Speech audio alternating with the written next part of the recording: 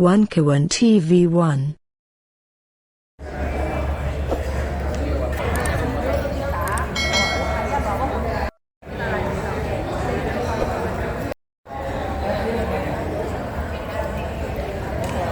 Bismillahirrahmanirrahim. Assalamualaikum warahmatullahi wabarakatuh. Waalaikumsalam warahmatullahi Hari wabarakatuh. ini tanggal 28, hari yang cerah, mudah-mudahan Allah ridhoi. Bahwa hari ini juga ada perkara yang berjalan. Namun karena ikut, maka perkara ini sekarang akan dijelaskan tuntas oleh koordinator kita, Ustadz Ahmad Khozinuddin, tentang perkara gugatan PIK 2. Yang tentu kan sudah tahu siapa saja yang digugat, yaitu Agwan, Antoni Salim, dan banyak, Abdesi dan segala macam. Mungkin waktu dan tempat kami persilakan. Baik. Di replik ini. Bismillahirrahmanirrahim. Assalamualaikum warahmatullahi wabarakatuh. Ya, perlu kami sampaikan update dari persidangan kasus proyek PIK 2, di mana sebelumnya kami menggugat sejumlah pihak yang tadi sudah disebutkan, Agwan, Antoni Salim, dan yang lainnya. Ada 8 tergugat dan 1 turut tergugat. Dan hari ini agenda sidangnya adalah replik dari penggugat. Jadi tanggal 28 April 2025, hari Senin ini ya, di Pengadilan Negeri Jakarta Pusat ini, kami tadi sudah mengupload ya dokumen replik dari penggugat yang intinya menanggapi jawaban dari para tergugat. Nah, meskipun kami sudah mengupload, tapi karena ini adalah kasus publik, kasus yang kepentingannya untuk seluruh rakyat Indonesia, karena perbuatan melawan hukum yang dilakukan oleh proyek PIK 2 ini membahayakan seluruh rakyat Indonesia ya, bukan hanya warga yang ada di Tangerang, maka kami berkepentingan juga sekaligus berkewajiban untuk menyampaikan perkembangan sidang ini kepada seluruh rakyat Indonesia. Pertama, selain telah mengupload dokumen replik dari penggugat, kami juga ingin sampaikan apa saja yang kami tanggapi dari jawaban para tergugat. Jadi secara umum jawaban mereka terdiri dari 2 kerangka ya. Yang pertama dalam eksepsinya, yang kedua baru di pokok perkara.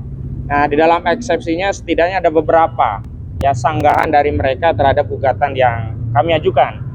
Yang pertama, mereka menganggap gugatan ini bukan kewenangan Pengadilan Negeri Jakarta Pusat.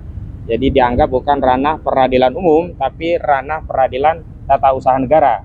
Apa dalih yang mereka sampaikan? Karena mereka berdalih di dalam poin-poin gugatan kita, di dalamnya ada besihingnya atau keputusan tata usaha negara yang berkaitan dengan penetapan Pantai Indah Kapuk 2 sebagai proyek strategis nasional oleh Jokowi, dan daftarnya itu kan dimasukkan daftar proyek strategis nasional di era Jokowi itu oleh Airlangga Hartarto. Nah, kami sudah tanggapi bahwa benar ya yang kami persoalkan itu adalah diantaranya status PSN, tapi kami tidak memasukkan materi muatan ya tentang persoalan besihingnya atau meminta agar katun atau keputusan tata usaha negara terkait PSN PIK 2 itu dicabut, tidak. Walaupun terakhir kan pemerintah sudah mencabut statusnya dengan tidak memasukkan PSN PIK 2 ke dalam Perpres nomor 12 tahun 2025 tentang RPJMN, di mana ada kira-kira 77 ya PSN yang lama dengan 22 ya yang baru, yang carry over itu tidak ada PSN PIK 2, termasuk tidak ada Rempang, termasuk juga tidak ada BSN PIK 2. Artinya PIK 2, BSD, Rempang itu secara implisit sudah dibatalkan, tapi bukan karena permintaan kami. Karena di gugatan kami tidak ada satupun petitum yang meminta pembatalan keputusan status PSN tadi. Artinya apa? Kami tidak menggugat yang kewenangannya domainnya ada di ranah PT-UN. Yang kami gugat adalah apa sih perbuatan melawan hukum Jokowi dan Airlangga terkait proyek Pantai Indah Kapuk 2 ini. Mereka melakukan pembiaran terhadap pelaksanaan PSN yang semestinya hanya di 1.755 hektar, ini namanya PSN Botanical Tropical Coastland ya. Itu harusnya 1.755, tapi oleh Agung Sedayu dinarasikan ya ke 9 kecamatan, bahkan sampai kecamatan Tanara ya, Kabupaten Tangerang sampai Kabupaten Serang. Nah, pembiaran ya, pelanggaran terhadap penerapan PSN ini yang harusnya hanya di 1.755, tapi dinarasikan PSN ini untuk membebaskan lahan sampai ke Serang sana, itu merupakan perbuatan melawan hukum. Jadi perbuatan melawan hukum bisa aktif, bisa juga pasif. Jadi ketika ada suatu kejahatan, dia diam, itu pelanggaran perbuatan melawan hukum. Ketika negara ya membiarkan PSN yang sebenarnya di 1755, padahal praktiknya digunakan untuk membebaskan ya embel-embel status PSN itu di 9 kecamatan dan 1 kecamatan di Kabupaten Serang, ini berarti masuk kategori perbuatan melawan hukum. Sehingga ya ini memang kewenangan pengadilan. Kalau pengadilan menyatakan tidak berwenang, lah kemana menggugat perbuatan melawan hukum kalau tidak di Pengadilan Negeri Jakarta Pusat. Nah kedua, jadi peradilannya peradilan umum Jakarta, pengadilan negeri. Kompensasi relatifnya, kenapa kami gugat di Pengadilan Negeri Jakarta Pusat? Memang di HR diatur kalau ada beberapa, HR itu hukum acara perdatanya ya. Kalau ada beberapa tergugat, kewenangan mengadilinya ada beberapa lembaga peradilan secara relatif, maka penggugat ya dipersilahkan memilih salah satu ya domisili tergugat, yaitu di kewenangan mana. Makanya kenapa kita gugat di Pengadilan Negeri Jakarta Pusat, walaupun aguan ya ada di Pluit ya, walaupun ya proyeknya ini ada di Tangerang begitu, karena ada salah satu tergugat yakni Antoni Salim, itu domisilinya di pengadilan di wilayah Jakarta Pusat. Jadi itu ya, ini tanggapan kami untuk eksepsi kewenangan mengadili baik secara mutlak maupun secara relatif ya. Kedua, mereka melakukan eksepsi dan ini fatal menurut saya. Walaupun urutannya tidak nomor 2 ya, saya majukan karena menurut saya fatal. Kalau saya yang memberi kuasa kepada pengacara Agung Sedayu, saya marah ini sama pengacaranya. Karena ini sama saja membongkar borok, membongkar aib ya. Kenapa? Membongkar aibnya begini. Mereka mengeksepsi kita katanya kurang pihak. Jadi 8 pihak dan 1 turut tergugat itu menurut mereka kurang pihak karena ada 1 pihak yang harusnya mereka gugat juga, yang harusnya kita gugat ya.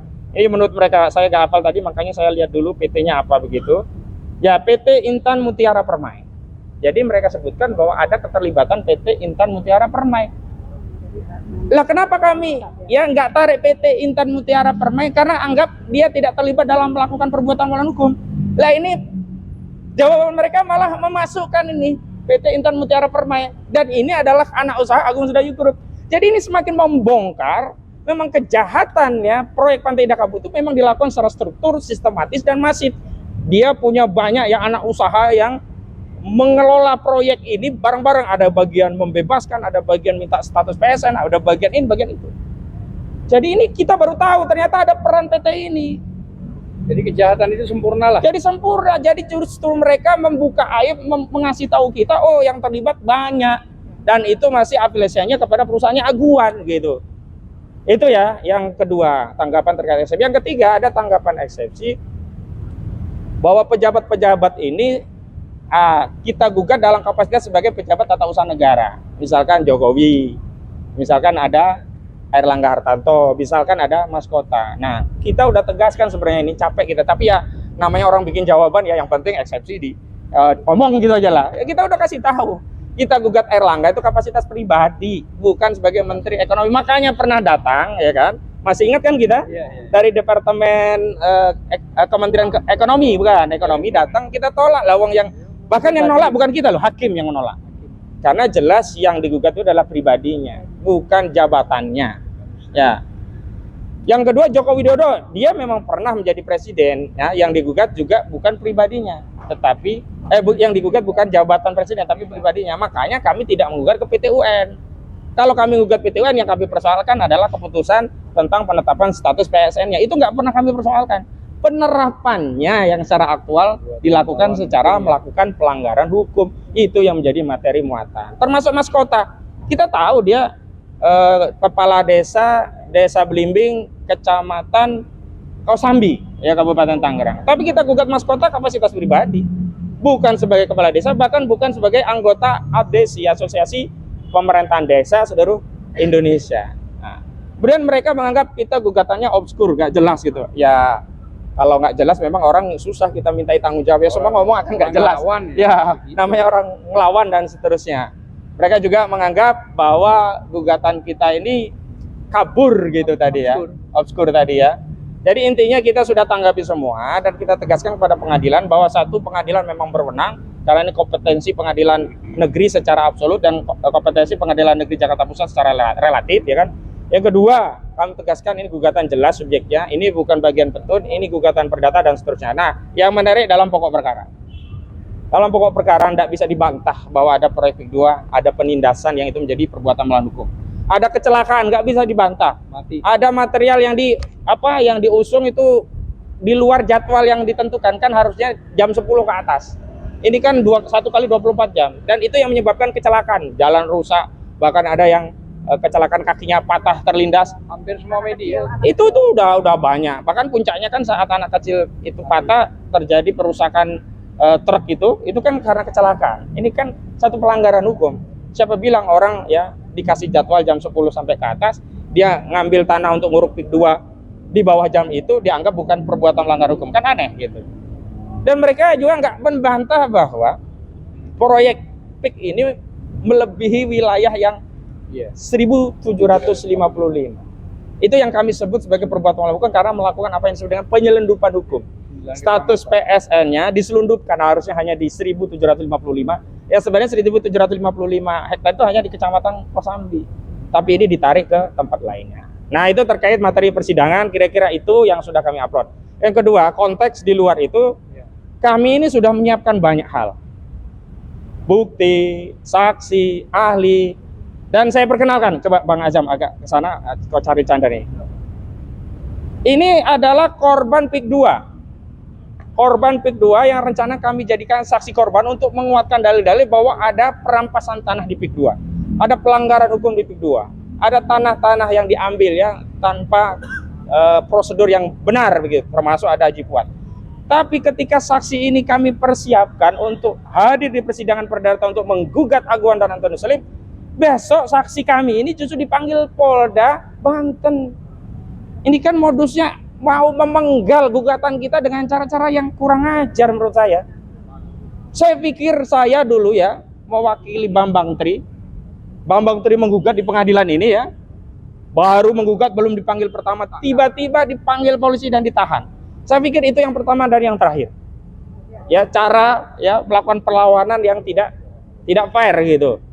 Tapi ternyata hari ini mau dipakai lagi cara yang sama.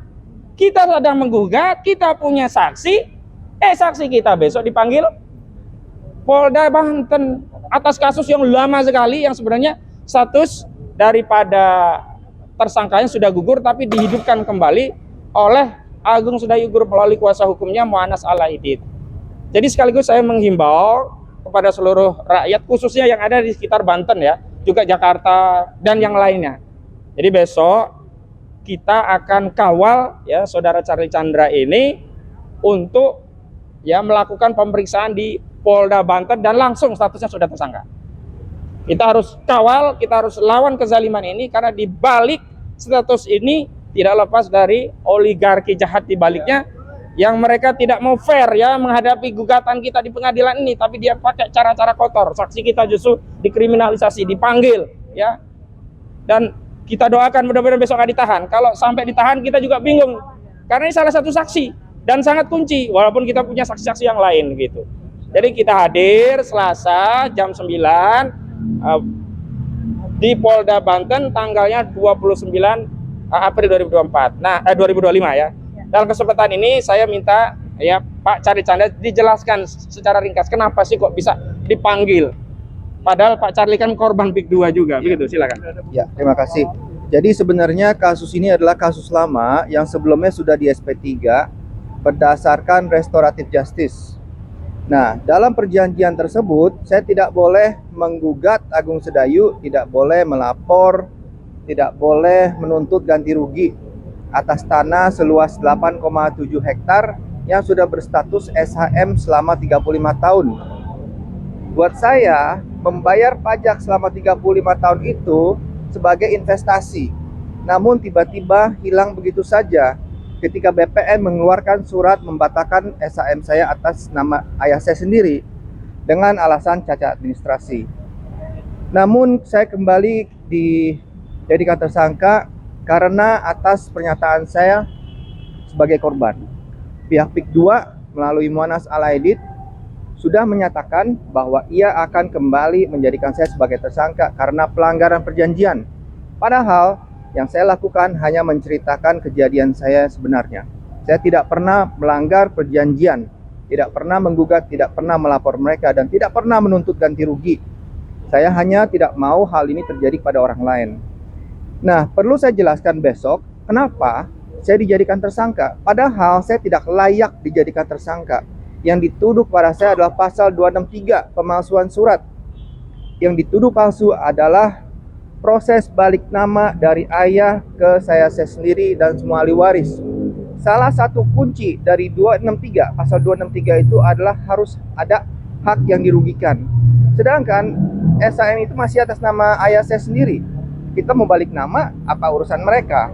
Tidak ada yang dirugikan. Jadi saya rasa ini sangat aneh.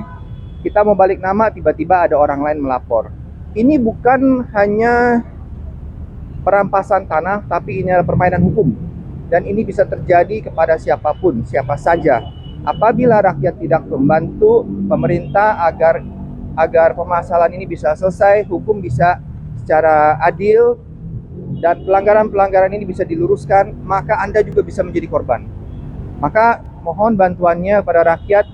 Besok saya dipanggil, mohon doanya dan dukungannya, supaya mungkin saja besok saya dipanggil hanya untuk menggugurkan kasus ini. Kita lihat besok ya. Ya, baik. Terima kasih Pak Charlie Chandra, dan saya perlu tambahkan bahwa memang akhirnya Pak Charlie Chandra ini menggugat Agung Sedayu Group ke pengadilan, tapi setelah jadi tersangka, bukan sebelumnya. Kenapa? Karena harus dijelaskan dulu hak keperdataannya itu seperti apa. Apakah hak atas tanah itu masih berada di Charlie Chandra karena sebagai ahli waris, atau sudah berpindah ke Agung Sedayu.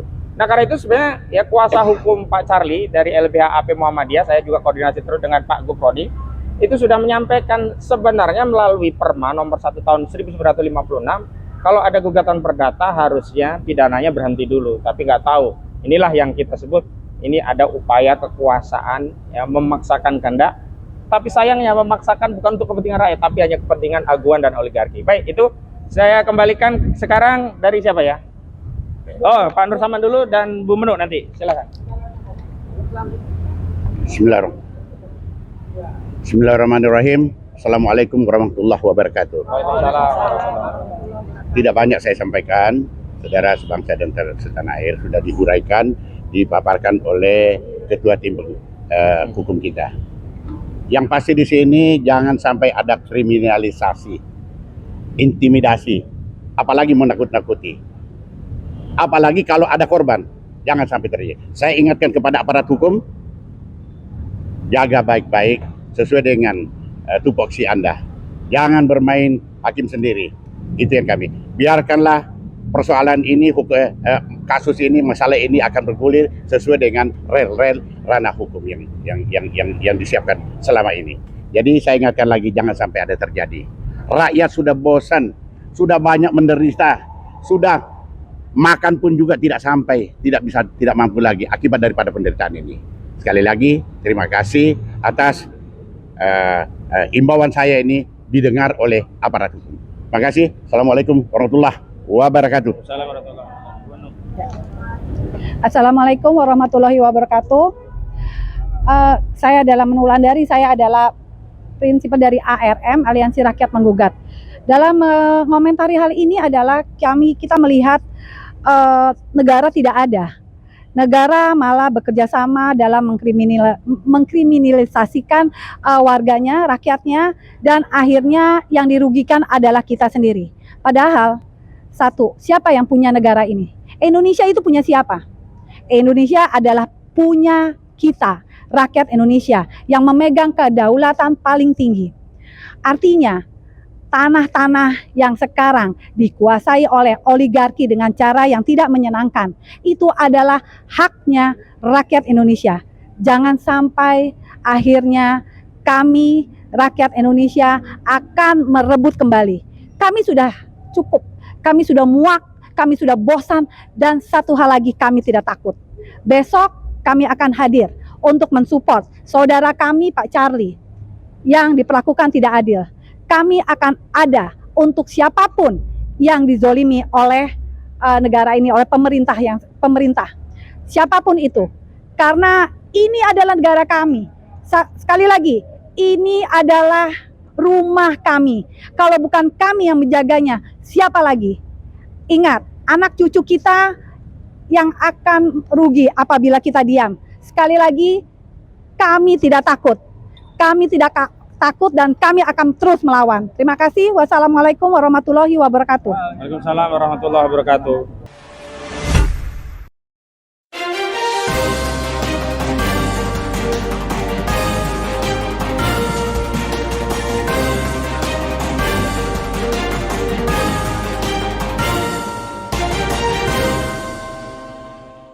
One Kawan TV 1.